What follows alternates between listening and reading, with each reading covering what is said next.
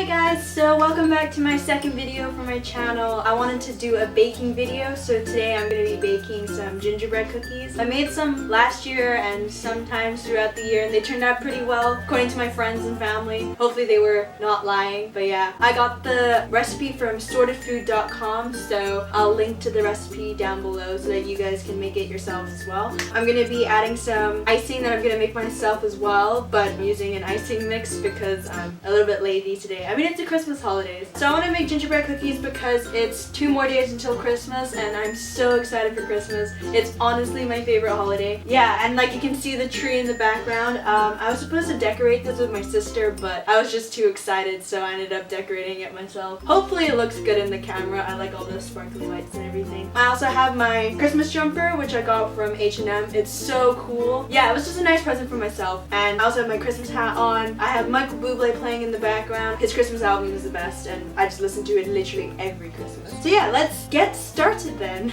Okay guys, so for ingredients you're going to want to get 150 grams of unsalted butter, 120 grams of brown sugar, 5 tablespoons of golden syrup, 400 grams of plain flour, 1 teaspoon of bicarbonate of soda, 2 heaped teaspoons of ground ginger, and an assortment of cookie cutters. So I have a gingerbread man cookie cutter, a Christmas tree cookie cutter, and a dog and a bone because I have 2 cute dogs, if you guys remember from my first video. I also have some royal icing mix, so that's going to be like the cookie icing mix on top, and we're going to have different food coloring. So we have red and green because those are the most Christmassy colors, and of course you're going to have white as well because that's just the plain color. But anyway, I also have some really colorful hundreds and thousands or sprinkles, and even some brown ones, so then we can make them look really nice. As for the equipment, you're going to want to have a cookie baking tray. Since it's a non-stick pan, you're going to want to also have some parchment paper, a large size bowl, and also a rolling pin. And then you're also going to want an oven, and you want to first set that off to 170 degrees Celsius. I'm not sure what that is in Fahrenheit. I think it's about 340 Fahrenheit, something like that. Oh, if you have a gas mark oven, then I have no idea what you're supposed to do. So make sure you search that up online to find out what's going on. So the other things that you need for the equipment is a medium-sized pan and also a wooden spoon. Okay, so the first thing that you want to do is preheat your oven to 170 degrees. Since my oven is not an electric one, it's one of those dial ones, I have to manually adjust it by eye. So 170 is about there-ish. And then I have it on the heating the top and bottom functions. Don't put it on the fan one because then it just makes them puff up and kind of expand like a cake, and then it's not really a cookie. Then preheat the oven and just let it do its thing. So the next step is to melt all your wet ingredients. What you need to do is put in your 150 grams of unsalted butter.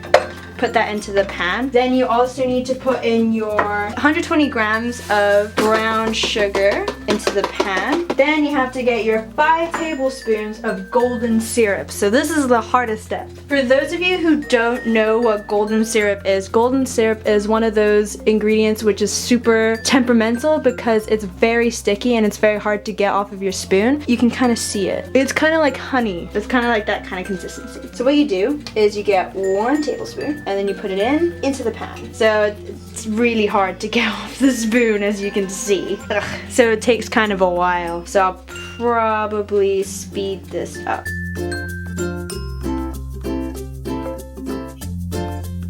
When you get it all into the pan, you see how there's still a little bit left? You want to make sure that you do the next spoon, which is bulbous, so that you get enough into the pan. Now I don't really know how many I've done.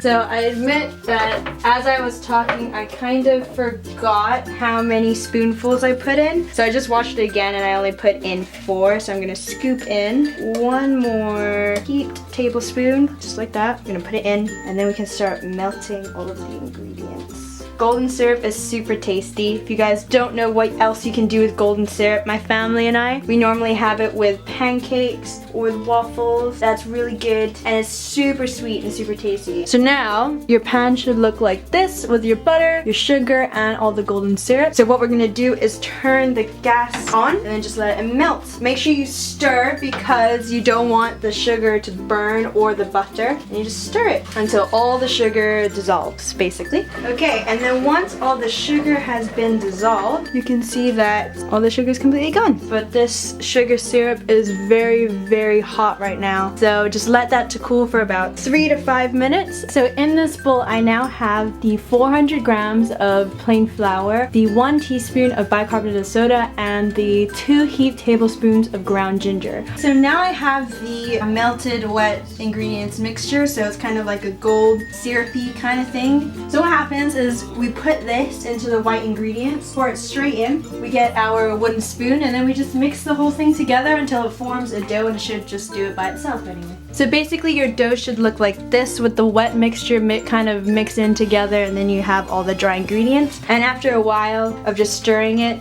it should all combine together into one pliable dough.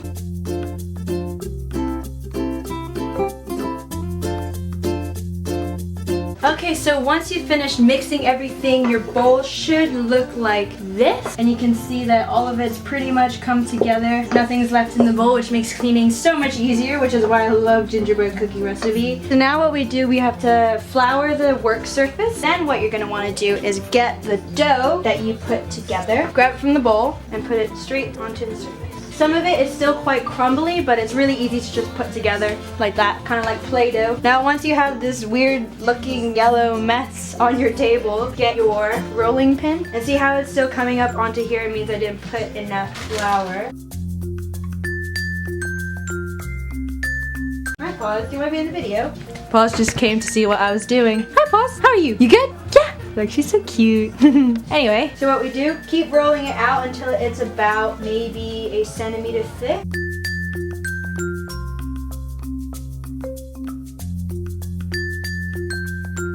So you want your gingerbread cookies to be about that thick. So now for the best part, we get to use our cookie cutters and we just get to cut out the different cookies we want to make. You want to press it down, give it a little jiggle, and then take it out, and then move on to the next section. Press down, little jiggle.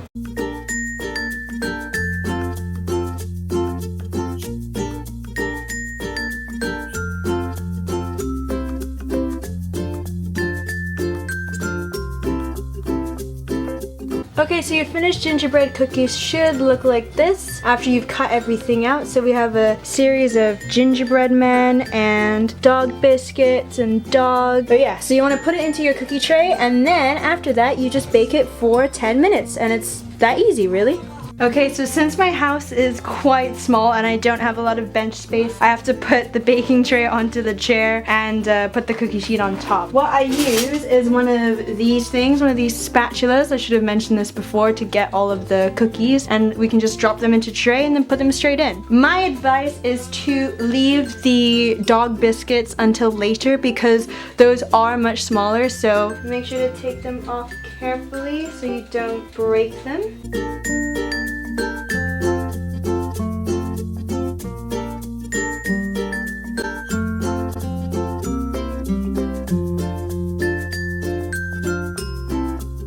You guys get the idea. Okay, so the cookies just came out of the oven and this is what they ended up looking like. And my house smells so good right now. So now we're just gonna take these cookies and gently lay them onto our cooling rack until they are cool enough to ice. So these are how your cookies should end up like. I have an assortment of all of them and I'm just waiting on the dog biscuits now. Okay, so now what we want to do is make the icing mixture. So I have my royal icing mix already here. What it says to do is to mix At medium speed, 1 pound of the mix and 5 tablespoons of water. Beat until the icing stands in peaks, and flavor and color as desired. So I'm going to flavor it with vanilla essence because I have that, so it'll taste really good. I think what I'm going to do is half the mixture. Yeah, let's see how that goes. Basically, the mixture should look like this. So you keep mixing until the mixture makes stiff peaks. So that is looking more like icing. Done. Okay, so what you want to do with this mixture now is to separate it in 2 different bowls so that you can mix one with red dye, mix one with green dye, and then just keep this one as the plain one, and then you can apply them straight to your cookies.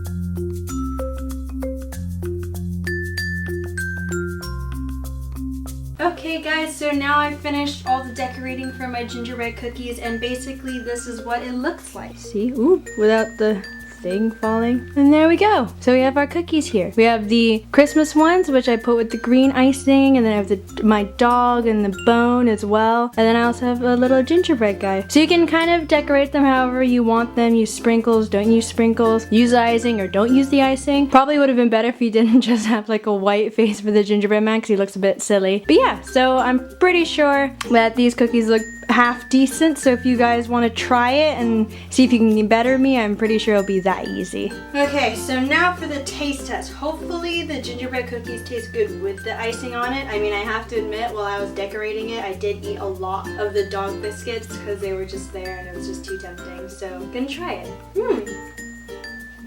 The icing makes it taste sweeter, which is nice. But if you're the kind of person who doesn't like icing, then just make the gingerbread cookies. And then the gingerbread cookies without the icing, I'm pretty sure still taste just as good, so. Nice and crunchy. So, thank you guys for watching this video. I hope you guys really enjoyed learning how to make these gingerbread cookies. And I hope that you enjoy it and have a very, very Merry Christmas. Thanks, bye!